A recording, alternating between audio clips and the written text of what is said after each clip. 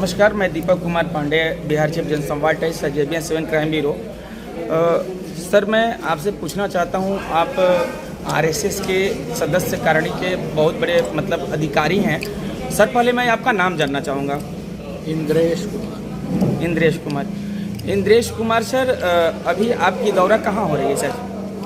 ऐसा है कि मैं अभी उत्तर प्रदेश में दौरा करके आया हूँ और उत्तर प्रदेश के दौरे के अंदर लोगों ने जगह जगह पर जो सवाल पूछे वो बहुत मज़ेदार थे। दौरे में 80% में मुसलमानों के कार्यक्रम थे, 20% में बौद्धों के, ईसाइयों के, अनुसूचित समाज के या फिर सामान्य हिंदुओं के कार्यक्रम थे। सबके मन में एक सवाल था कि सब सरकारें देख, आज की सरकार दंगा मुक्त उत्तर प्रदेश की सरकार है। बीएसपी, एसपी और कांग्रेस आदि की सरकारें दंगाओं वालों की सरकारें थी। दूसरा, वो कहते हैं कि पहली सरकारें गुंडा और अपराधियों वाली थी, बहू बेटी की इज्जत सुरक्षित नहीं थी, आदमी की ज़िंदगी सुरक्षित नहीं थी। आज बहू बेटी की और आदमी की सुरक्षित ज़िंदगी है।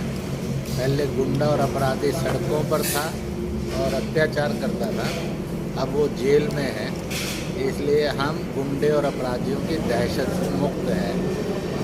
इसी प्रकार से उन्होंने कहा, पहले की हुकूमतों ने 2 घंटे भी रोज़ की बिजली नहीं दी, आज की हुकूमत 16-18 घंटे बिजली दे रही है और आगे और बिजली बढ़ेगी। तो हम उसको दें जिसने रोशनी दी या उसको चुनें कि जिसने अंधेरा दिया।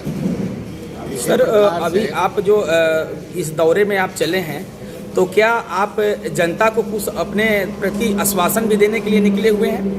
इसलिए इसी प्रकार से वहाँ पर प्रश्न खड़ा हुआ है कि 20% में जो गुंडा है, अपराधी है, भ्रष्टाचारी है, जिसने दंगे दिए, उसको क्यों? 80% वो हैं जिन्होंने और हिफाजत दी, इज्जत बचाई और आज राहदारी नहीं है, उसको दें। इसलिए इस प्रकार का एक उनको आश्वासन है कि आज की सरकार में हमारी ज़िंदगी सुरक्षित है। इसी के साथ साथ दूसरा एक और हिफाजत है और वो है, गारंटी है उनको, वो है कि आंखें फूटती थी रसोई में पर उज्ज्वला के अंतर्गत गैस कनेक्शन मिल गया। मकान नहीं बना था वर्षानुवर्ष से, आज सस्ते लोन से मकान बन गया है, अपना घर बन गया। खुले में शौच जाना पड़ता था, इज्जत का खतरा रहता था, आज हमारे घरों में शौचालय आ गया है। इसी प्रकार से कोई बीमारियां आ जाती थी तो कर्ज उठाने पड़ते थे, खर्चे नहीं दे पाते थे। आज आयुष का लोन मिल गया है तो हम बड़ी से बड़ी विकराल बीमारी का भी मुकाबला कर लेते हैं। कोरोना की महामारी आई, हाहाकार मचा था।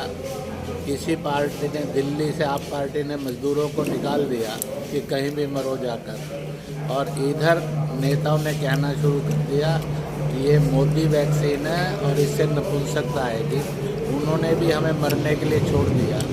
तो हम मोदी के धन्यवादी हैं और योगी के, जिन्होंने मुफ्त में वैक्सीन देकर हम सबकी ज़िंदगी बचा ली।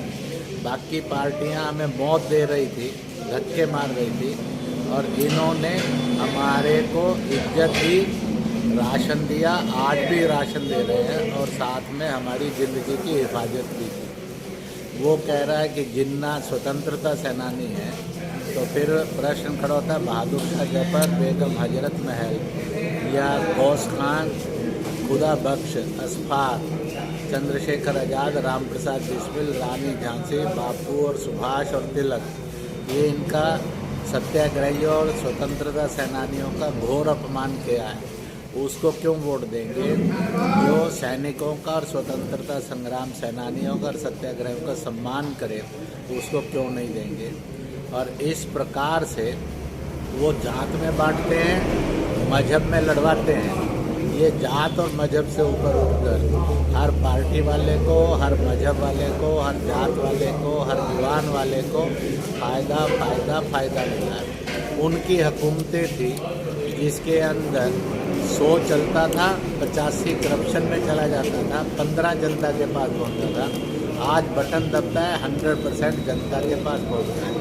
और इस प्रकार से कहीं ना कहीं है। और इतना ही नहीं है, जब गन्ना किसान की बात आई, अच्छा बिल लाया, समझाया, सब पार्टियों ने मिलकर उनको भड़काया, तो आज की हुकूमत ने बड़ा दिल दिखाया और विनम्रता से माफ़ी मांगकर किसानों के वो जो कानून थे वापस लेकर, जैसे भगवान कृष्ण ने काल यवन को मारने के लिए और रण छोड़ कहलाना भी पसंद किया, इसी प्रकार से वो अक्खड़ नहीं बने।